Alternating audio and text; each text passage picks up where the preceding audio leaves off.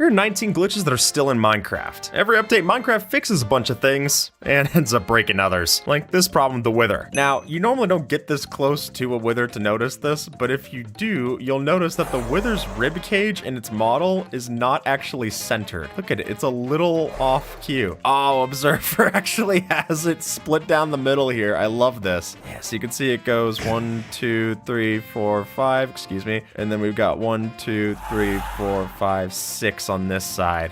Gross. Yeah, just in case it wasn't bad enough, it's now something you're never gonna be able to unsee. I guess that'll help you unsee it. Look at this cat's neck. Look at how broken that is. It doesn't even connect even at a pixel, completely floating. This has been reported on the bug tracker for years, still confirmed. Is it gonna get fixed? I don't know. Whoa! So as you can see by this giant magma cube, and that's the normal amount of damage that it's doing to me. It should be doing 0 damage when we change its damage attribute, the attack damage, but it doesn't. There's just no way to tweak it. It's completely unharmed. So you can't make a super strong magma cube. You can't make a super weak one. There's only one thing, and it's the one that kills me right now. So, I don't know why the attribute commands are like this. It works for slimes, to my understanding. Magma cubes are just somehow different, making them even worse as a mob. I hate magma cubes. If we go and take a glass bottle here and a honey bottle, and what you would expect is that if I go and fill up this bee's nest right now, that it would then join the stack with this other honey bottle that I have. When I do, nope. They just stay as 2 separate. Bob's your uncle, Observer. I don't know what answer a honey bottle slurp is.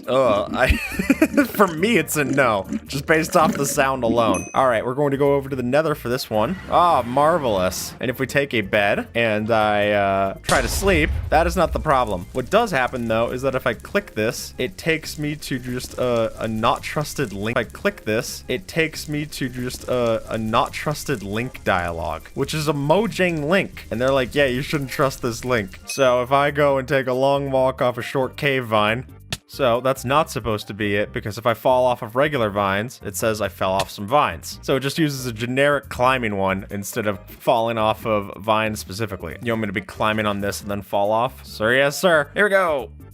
Twisting vines. Literally just cave vines. Love for cave vines, that's what I'm saying. No love for me though. I've died multiple times just in their name. I thought I would have died on a better hill than cave vines. So when we do this, we put our minecart on top of some rails on top of a slime block on top of a sticky piston. You not only have a mouthful to say, but it should stick to this.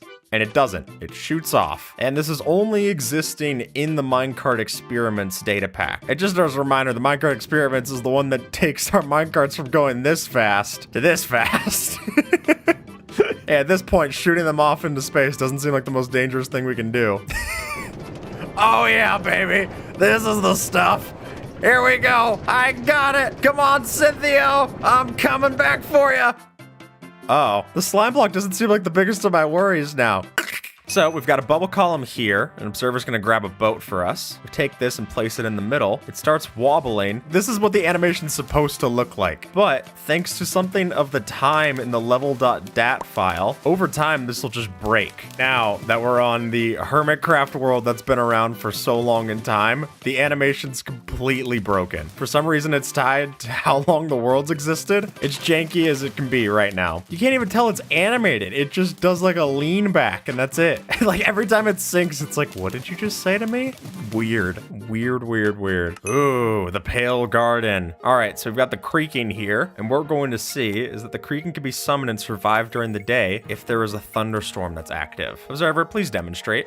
So there you go. But even though it's daylight, I can see everything else out here fine. We got the creaking. So this bug is confirmed. It's not supposed to be this way. It's unresolved. And we've just got creakings during thunderstorms. In case thunderstorms weren't already scary enough. And now I got this guy. And this guy, apparently. All right, Observer. We got to get back to our nice, cheery center. There we go. We just have a skeleton watching us now. He's our guard. All right, he's not hurting anyone. Another creaking one is that the creaking moves very awkwardly when it's going through cobwebs. Ow, ow. Our guard turning against me. Observer, I'm getting revolted against. This isn't fair. Look at how slow it is. Yeah, it just randomly stops when it's in the cobwebs, which is not expected behavior. It's supposed to be very confident at chasing towards me. So if you're in a Pale Garden, I guess bring some cobwebs or just go during the day. Don't go when there's a creeper behind you.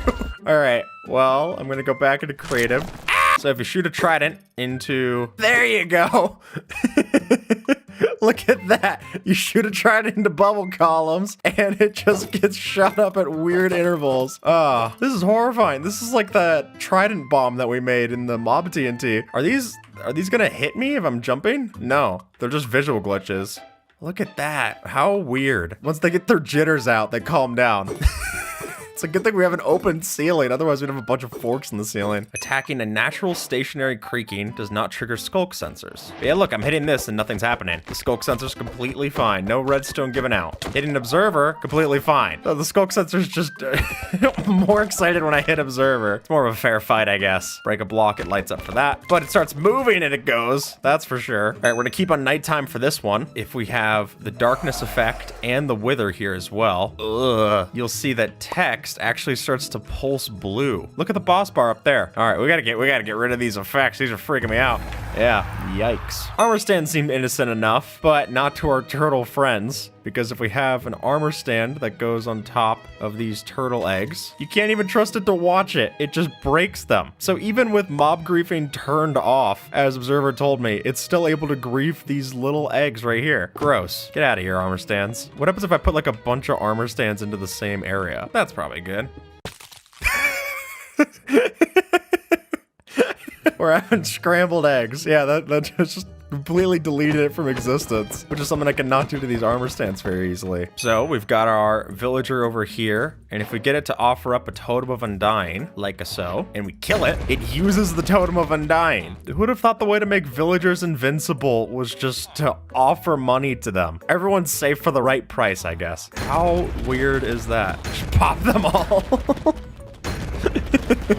Alright, there's a flying boat glitch using string and rising bubble columns. So this is planned to get fixed, but it's still in the update right now, is that if we add in our string, look at the boat now. It just keeps bouncing up and down. It's like it's on a lead or something. What happens if you get in it? I make it too heavy, and then I can stand on it, and then I completely break it. Nicely done, Observer. Your new AFK machine. You like build up momentum with it, and then you add the string, and then it goes. Very strange. Oh.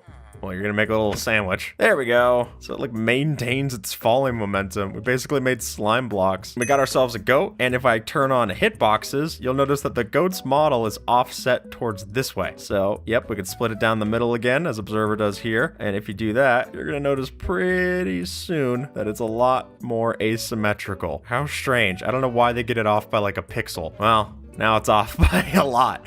All right, we got one with Sniffers that's still in the game. If we have a world border like so, you can see that Sniffers can dig blocks that are outside of the world border. Yep, so look, the item just completely glitched outside of the world border. How poetic. It could just go and sniff outside of blocks outside the world border. Yeah, we gotta do the void one, right? Yeah, there you go. We've got our scaffolding and we've got our bees, because if we add a bee on top of the scaffolding, it just starts spinning weirdly. It's like the mobs on cake glitch. Disney on Ice, bees on scaffolding. They're just like a bunch of 7-Eleven hot dogs. They're